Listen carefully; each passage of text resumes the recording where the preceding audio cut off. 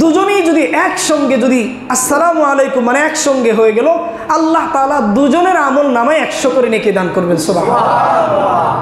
এখন বিষয়টা হচ্ছে কি, আমরা তো আর নেকি দেখি নাই। নেকি যদি দেখতাম তাহলে হয়তো নেকির গুরুত্ব দিতে পারতাম।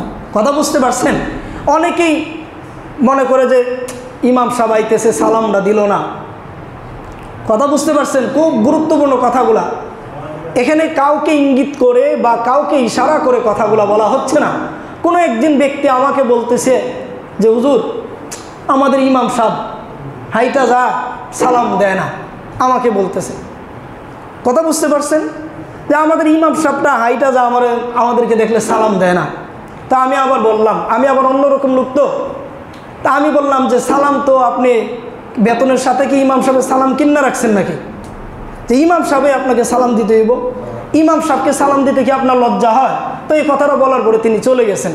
কথা বুঝতে পারছেন? সালাম দেওয়া মানে আমার অন্তরের অহংকার দূর হওয়া। সালাম দেওয়া মানে আমি আমার একজন মুসলমান ভাইয়ের জন্য দোয়া করলাম। এখন আপনি টিভির দোকানে বৈশা টিভি দেখতেছেন, হাতে সিগারেট টানতেছেন, ইমাম সাহেব গিয়ে আপনাকে সালাম দিবে? বলেন, আপনার উচিত ছিল কি?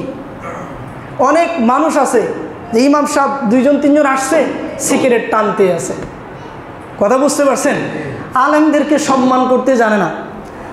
এই যে সালামের যে বিষয়টা, রাসূলুল্লাহ সাল্লাল্লাহু আলাইহি ওয়াসাল্লাম বলেন, যে ব্যক্তি আরেক মুসলমানকে সে সালাম দিল, তার জন্য দোয়া করলো, রহমতের ফেরেশতারা ওই ব্যক্তির জন্য মাগফিরাতের জন্য দোয়া করতে থাকেন। সুবহানাল্লাহ।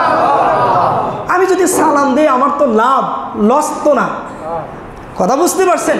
তো এখন সভাপতি মনে করে যে মাসে 200 টাকা বেতন দেই, ইমাম সাহেব যদি সালাম যদি না দেয় তাহলে কেমন না, দাঁড়ায় থাকে কোন সময় ইমাম সাহেব এসে সালাম দিবে। কথা বুঝতে পারছেন? অমুক ব্যক্তি ভাই, রাসূলুল্লাহ সাল্লাল্লাহু আলাইহি ওয়াসাল্লামের সুন্নত তরিকা হচ্ছে কি, আমি একজন মুসলমান আরেকজন মুসলমানের জন্য কি করলাম? দোয়া করলাম, তাকে সালাম জানাইলাম, তার জন্য রহমতের জন্য দোয়া করলাম, বিনিময়ে আমার জন্য রহমতের ফেরেশতারা দোয়া করলো। এতে কি আমি লাভবান হইলাম নাকি আমার লস হইল? বলেন, অবশ্যই আমি লাভবান হইলাম। আজকে